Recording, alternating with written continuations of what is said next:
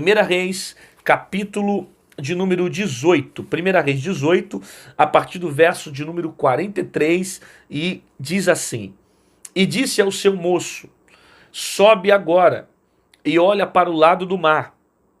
Ele subiu, olhou e disse: não há nada.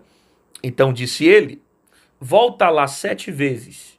E sucedeu que a 7ª vez disse: eis aqui uma pequena nuvem, como a mão de um homem, subindo do mar.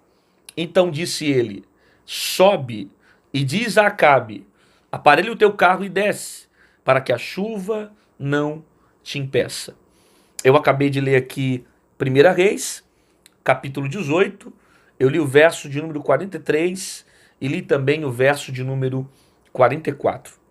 Na verdade, esse contexto aqui vai falar a respeito do profeta Elias e também os profetas de Baal. E eu quero pensar esses 2 versículos que nós lemos, aonde de forma milagrosa, aonde debaixo de um ambiente profético, um ambiente de fé, a chuva virá sobre o território de Israel. O próprio profeta Elias, ele está aqui debaixo de uma direção de Deus. Ele vai orientar também o moço, o seu jovem, e depois que ele enxerga esse pequeno sinal, ele manda avisar Acabe que haveria chuva sobre aquela região. Eu queria que você refletisse na maneira como isso aconteceu, na forma como isso está acontecendo. Observe o verso 42, quando diz: e Acabe subiu a comer e a beber, mas Elias subiu ao cume do Carmelo, se inclinou por terra e pôs o seu rosto entre os joelhos. O que significa para nós o rosto entre os joelhos? Se você tentar caracterizar a maneira como a Bíblia está descrevendo para nós o que Elias está fazendo, você vai perceber que o rosto entre o joelho, ele está praticamente com a cara no pó. Né? Cara no pó, você sabe que representa isso. O rosto entre os joelhos, no chão, orando, intercedendo. Ele está clamando. Ele está orando ao Senhor. Logo depois você vai perceber que ele vai dar uma direção para o moço. E disse ao seu moço: sobe agora e olha para o lado do mar. Ele até vai pedir para que esse jovem, esse moço, vá para o lado do mar, observar, ver se tem algum tipo de nuvem, para ele afirmar que vai vir chuva sobre a terra, para ver se tem algum sinal que está vindo chuva sobre aquela região. Mas antes dele dar uma orientação para esse jovem, ele vai colocar o rosto entre os joelhos. Isso aqui é de grande importância para a nossa vida. A gente está começando um ano, estamos precisando viver algo novo sobre a nossa vida. A gente sabe que o ano que passou foi um ano muito difícil, um ano de muita dificuldade, um ano de muitas enfermidades, processos emocionais, financeiros, perdas. Ou seja, todos nós passamos por um ano muito difícil. O ano que passou foi um ano de muita crise, foi um ano de muito problema. Crises familiares, crises financeiras, saúde. Todos nós perdemos alguém que nós amamos. Todos nós passamos por algum tipo de dificuldade, seja essa emocional, espiritual ou financeira. Quem não passou no financeiro, passou no emocional. Quem não passou no emocional, passou no espiritual, no sentimental. Enfim, todas as áreas foram cercadas. E esse texto, Elias está mostrando para nós aqui uma reflexão interessante. Que antes dele dar uma orientação para o jovem, antes dele dizer o que o jovem tem que fazer, ele está mostrando para nós a importância de ter uma vida de oração. Rosto entre os joelhos, com a intenção de falar com Deus. Ele está no Carmelo, ele se inclina por terra e ele põe o seu rosto entre os joelhos. Ele está clamando ao Senhor. Ele intercede porque a intenção dele é dar uma direção para aquele cenário de caos que Israel estava vivendo. Então você percebe que antes dele dar a direção, antes dele dizer o que aquele moço tem que fazer, ele vai orar. Isso nos ensina, isso nos conscientiza Isso nos orienta, principalmente agora que nós estamos começando um novo ciclo. A gente precisa disso aqui. Antes de qualquer atitude, antes de saber qual posição tomar, a gente precisa falar com Deus. A gente precisa ter uma vida de oração. Nós precisamos buscar o Senhor para que dentro da oração Ele revele para nós a direção que nós precisamos tomar. Sabe? Aprenda com os erros que você cometeu ano passado. Aprenda com as decisões que você tomou no ano passado. E faça esse ano diferente. Ora primeiro. Busca primeiro. Entre em propósito primeiro. Fecha a porta do teu quarto. Mateus capítulo 6, versículo 6. O que Jesus disse? Quando fores orar, fecha a porta do teu quarto. Ore em secreto. E o Pai, que em secreto te vê, Ele vai te recompensar. Então, antes de qualquer direção que você for tomar esse ano, ore ao Senhor. Pergunte para saber se esses são os planos de Deus para a sua vida. Pergunte ao Senhor qual é o propósito dele para esse tempo, para esse momento, para esse segundo. O que Deus está preparando para você. Sabe? Eu até costumo dizer isso, que eu não procuro muito fazer planos para o próximo ano. A maioria das pessoas, quando o ano vira, fazem isso. Esse ano eu vou conquistar isso, esse ano eu vou ter isso, esse ano... sabe? As pessoas fazem muitos projetos e muitos planos. E que é um conselho: não faça planos para esse ano. Procure saber quais são os planos que o Senhor tem feito para você. Procure saber qual é o projeto que Deus tem para você. O que o Senhor sonhou comigo para esse ano? Qual é o seu projeto para mim esse ano? E antes de qualquer decisão a ser tomada, antes de qualquer atitude a ser tomada, faz o que Elias está fazendo. Ele vai no monte, coloca a cara entre os joelhos, boca no pó e vai orar.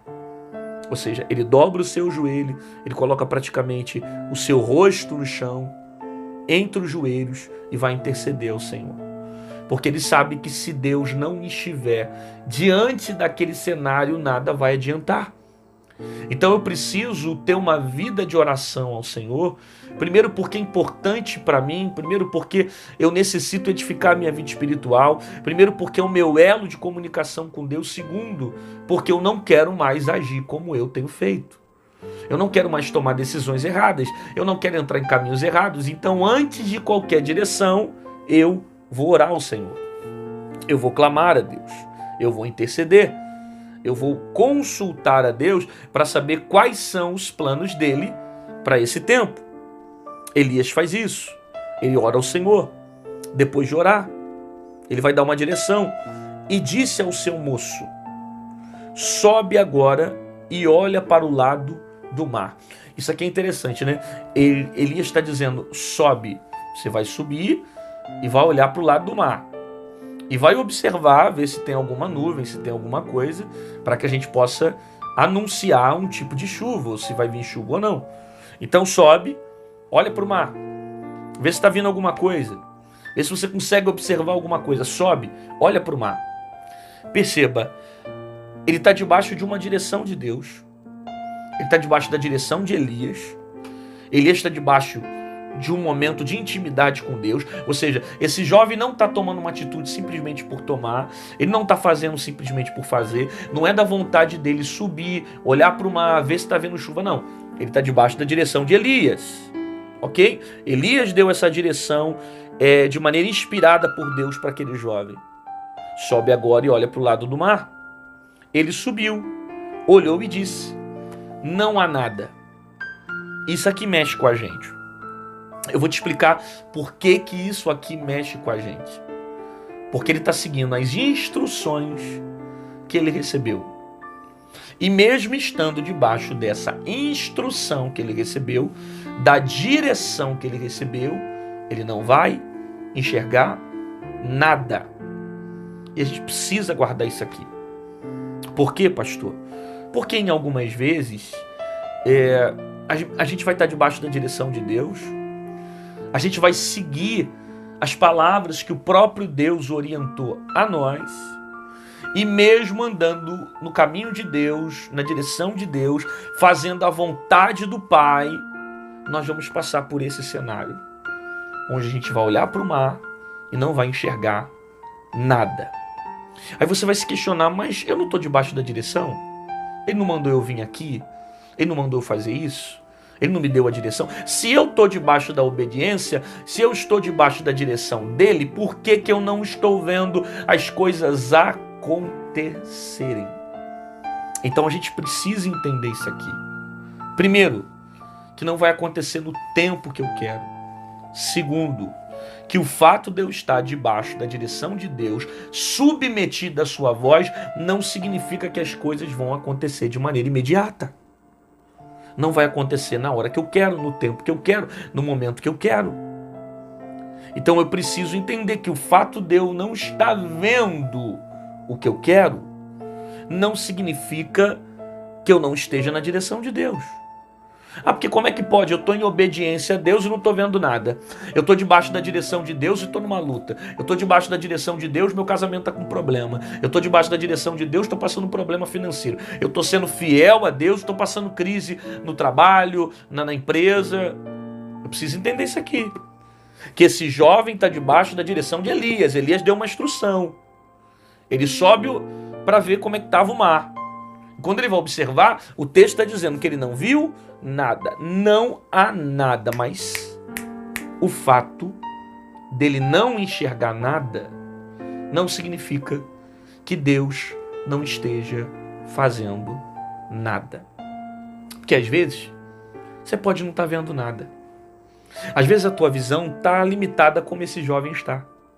Você ainda não enxergou nada, mesmo estando debaixo da obediência, mesmo estando debaixo da fidelidade do Senhor, mesmo vivendo os princípios para gozar das promessas que Deus tem para você, você não está vendo nada. E você questiona. Só que o fato de você não ver nada não significa que Deus não esteja fazendo. O fato de você não estar vendo nada não significa que Deus está fazendo nada. Você não está vendo, mas Deus está fazendo. Você pode não estar observando, mas Deus está realizando. Mesmo estando debaixo da palavra, você está sendo provado. Deus está te ensinando. Você está passando processo. Onde a fidelidade do Senhor está testando também o teu coração. Para saber se você vai continuar firme nos propósitos que Deus estabeleceu sobre a sua vida. Ele não está vendo nada, mesmo estando debaixo da direção. E às vezes o fato de você estar debaixo da obediência não significa que você vai viver de forma imediata as bênçãos de Deus. Não significa que você vai gozar de maneira imediata das promessas do Senhor. Às vezes você vai ser testado. Às vezes tem um tempo para certas coisas acontecerem. Às vezes tem um processo. Às vezes tem a luta.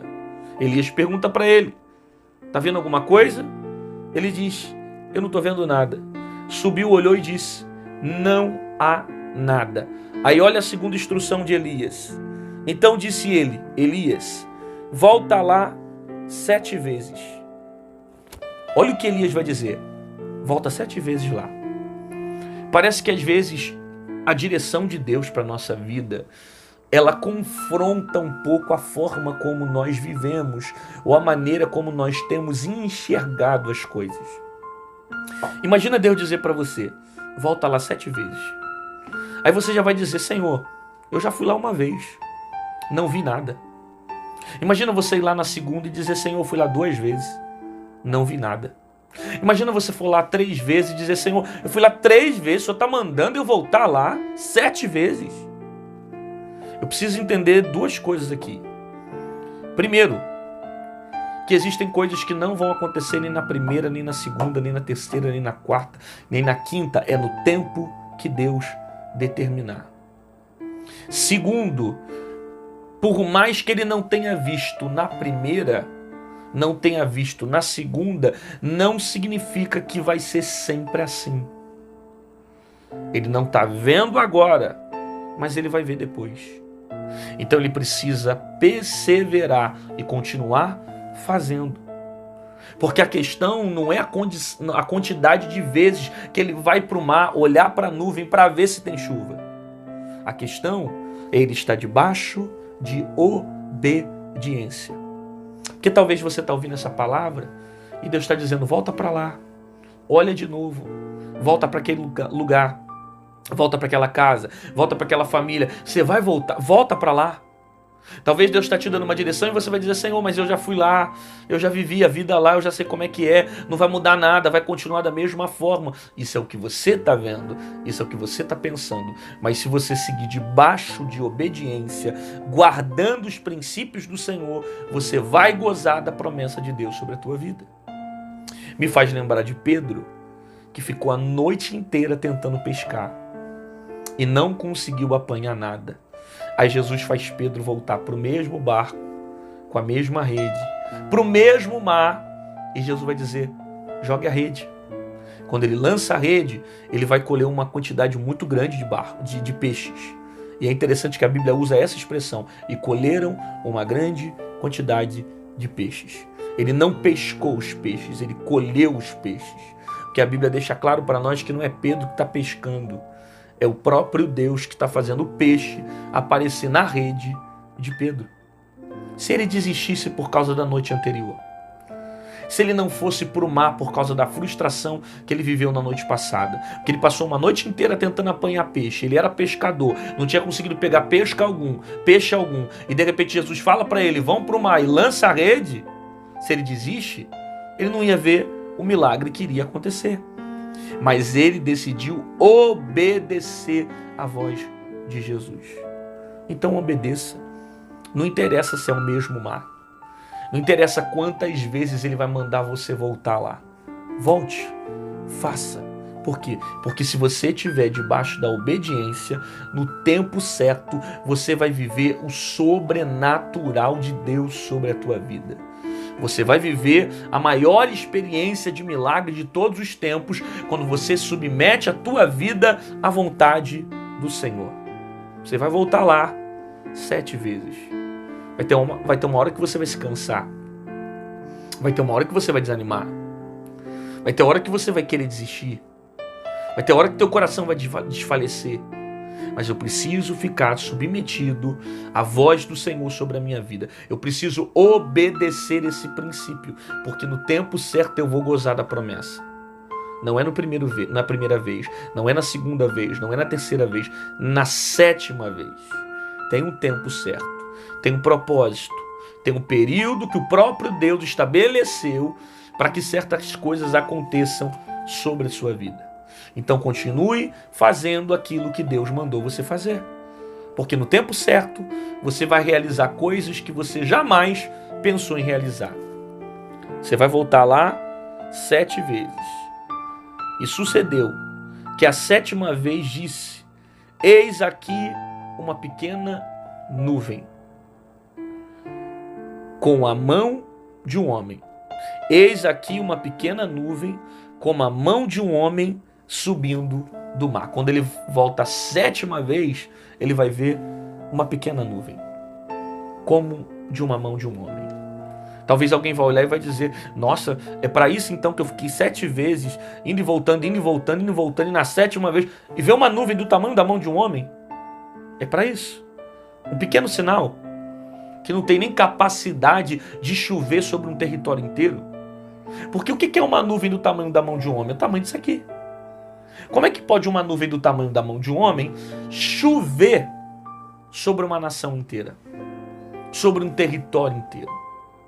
Às vezes nós julgamos as coisas que nós estamos vivendo e desqualificamos ela, não acreditando que os pequenos sinais podem ser anúncios de grandes vitórias ou de grandes milagres que Deus tem para realizar. Às vezes nós julgamos a nuvem. Por quê? Porque a nuvem é pequena. E como pode uma nuvem pequena suprir uma necessidade que é tão grande? Talvez você está dizendo, não tem condições. É só uma nuvem pequena. É um pequeno salário, é uma pequena oportunidade, sei, uma profissão pequena, é algo pequeno. Não tem condições disso suprir um território inteiro, só que você está esquecendo o tamanho do teu Deus. Porque a nuvem, ela até pode ser pequena, mas o Deus que usa a nuvem é grande. Nuvem pequena com Deus grande. Então a questão não é a nuvem ser pequena. A questão é que o Deus que está mandando a nuvem, ele começa fazendo coisas pequenas se tornarem grandes. Porque a nuvem pode ser pequena, mas Deus pode usar coisas pequenas para fazer coisas grandes. Então creia que os pequenos sinais são motivos para você já agradecer ao Senhor. Os pequenos sinais estão anunciando grandes coisas que irão acontecer. Você não pode se sentir desanimado porque viu um pequeno sinal no teu trabalho, um pequeno sinal na tua faculdade, um pequeno sinal na tua escola, um pequeno sinal. Eu não sei qual o tempo que você está vivendo, porque isso aqui são etapas. Se você perceber, tem etapas aqui. Do primeiro ao sexto período, caminhando na direção do mar para ver se está acontecendo alguma coisa, é uma etapa. Talvez você está na etapa que você não está vendo nada. Ou talvez você chegou na 7ª vez e está na etapa de ver uma pequena nuvem. E mediante aquilo que você vê, você está desanimado. Você está cansado. Está achando que as coisas vão se repetir, que nada vai mudar. Talvez você está vendo uma pequena nuvem e está dizendo, isso não pode suprir a minha necessidade. Talvez você está se questionando nesse momento. Só que são etapas de não ver nada, ver uma pequena nuvem e depois você preparar o teu coração para viver uma abundante chuva. Então para de desqualificar as nuvens que você está vendo. Para de ficar julgando os pequenos sinais que você está observando. Talvez você não está dando credibilidade para essa porta, talvez você não está dando credibilidade para certos relacionamentos, ambientes ou coisas que Deus está colocando sobre a sua vida. Mas se você está debaixo de obediência e está vivendo todo o processo que Deus está permitindo você viver e você está guiando a tua vida na palavra, te prepare para os sinais, e os sinais, ainda que sejam pequenos, vão trazer coisas grandes sobre a tua vida. O que você vê? Eu vejo uma pequena nuvem, como a mão de um homem. Algo tão pequeno que vai chover sobre uma nação inteira. Porque Deus é expert em usar coisas pequenas para fazer coisas grandes. Eu vou repetir isso. Deus é expert em usar coisas pequenas para fazer coisas absurdamente grandes. Tem alguém que está dizendo para você, é pequeno demais. O quarto é pequeno demais, a casa é pequeno demais, o trabalho é pequeno demais, o ambiente é pequeno. Tem alguém que está tentando te frustrar porque a nuvem é pequena. Tem alguém que está tentando te desanimar porque a nuvem é pequena, mas não se esqueça que os teus olhos não estão na nuvem. Os teus olhos estão no Deus que está enviando a nuvem. E o mesmo Deus que está enviando um pequeno sinal, Ele é Deus que vai enviar coisas grandes sobre a sua vida. Você recebe essa palavra, meu irmão? Você pega essa palavra na sua alma? Então, para mostrar que essa palavra está gerando efeito sobre a tua vida, coloca aqui nos comentários. Escreve aqui, eu recebo esse sinal. Eu creio que coisas pequenas podem trazer coisas grandes. Eu creio que Deus pode usar as coisas pequenas para fazer coisas grandes. Não sei, coloca alguma coisa aqui no comentário para mostrar que você crê nessa palavra, que você crê que esse ano Deus pode usar nuvens pequenas, que Deus pode usar portas pequenas, que Deus pode usar momentos pequenos, talvez coisas que para você seja tão pequeno, que Deus pode usar para fazer coisas grandes sobre a tua vida. Agora te prepare, porque essa pequena nuvem é um sinal de abundante chuva sobre a tua casa. Você recebe essa palavra, abundante chuva, sobre o teu casamento, sobre o teu ministério, sobre o teu trabalho, sobre as tuas finanças. Há um sinal de abundante chuva sobre a sua saúde, sobre a tua família. Tem algo grande de Deus que vai acontecer para a sua vida e para a sua casa por esses dias, no nome de Jesus.